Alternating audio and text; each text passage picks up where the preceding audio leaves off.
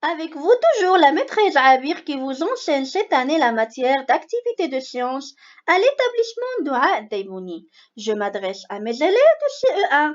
J'espère que tout va bien. On est le 18 mai 2020. La leçon d'aujourd'hui est les états de la matière. Allez-y mes chers, les objectifs.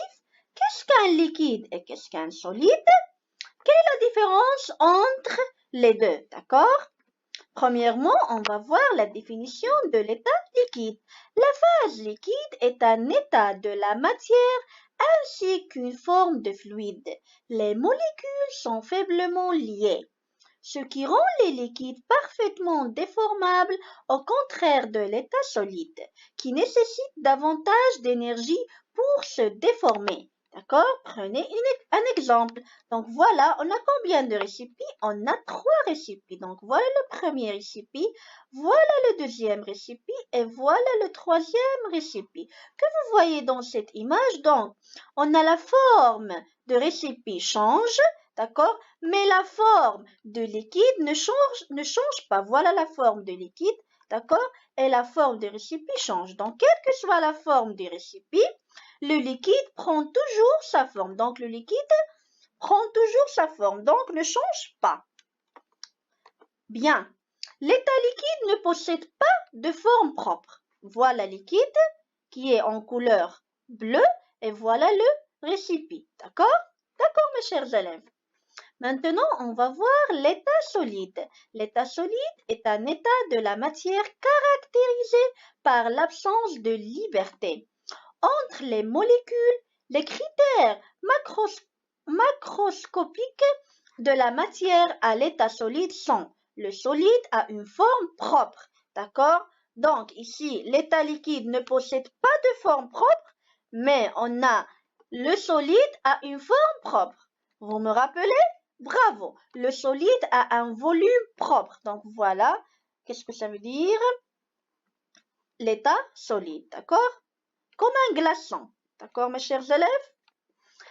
Maintenant, on va voir la différence entre l'état solide et l'état liquide. Un liquide, voilà liquide, d'accord? On a un verre, voilà un verre et voilà un liquide, d'accord? Un liquide ne présente pas de forme propre, on a déjà vu, et ne peut pas être saisi à la différence d'un solide. C'est un fluide qui s'adapte à la forme du récipient, voilà. Donc, on peut trouver un liquide dans le récipient, mais on ne peut pas trouver un solide dans un récipient, d'accord? Dans lequel il est placé. Au repos, la surface libre d'un liquide est plane et horizontale, d'accord, mes chers élèves? D'accord. Travail à faire. Qu'est-ce que l'état liquide? On a déjà vu. Maintenant, on va faire des applications. La forme du corps à l'état liquide. On a combien des récipients? On a 5. On a 1, 2, 3, 4 et 5. Donc, voilà le liquide qui est en couleur, bien sûr, bleue. La question est la suivante. Je dessine la forme de l'eau de chaque image, comme le premier exemple. Voilà la forme de l'eau et voilà comment on dessine cette forme, d'accord? Donc, dessiner les autres formes de l'eau, d'accord, mes chers élèves, c'est très simple. Le deuxième exercice, la question est la suivante. Je mets une croix devant un corps solide. Donc, on a combien de corps? On a 1, 2, 3, 4, 5, 6. On a 6 corps. Donc, dans cette image, vous devrez chercher le corps solide et mettez une croix. D'accord? On a l'acier, l'eau, le sel, l'air, le verre, le plastique. D'accord, mes chers élèves? J'espère que vous avez bien compris cette leçon.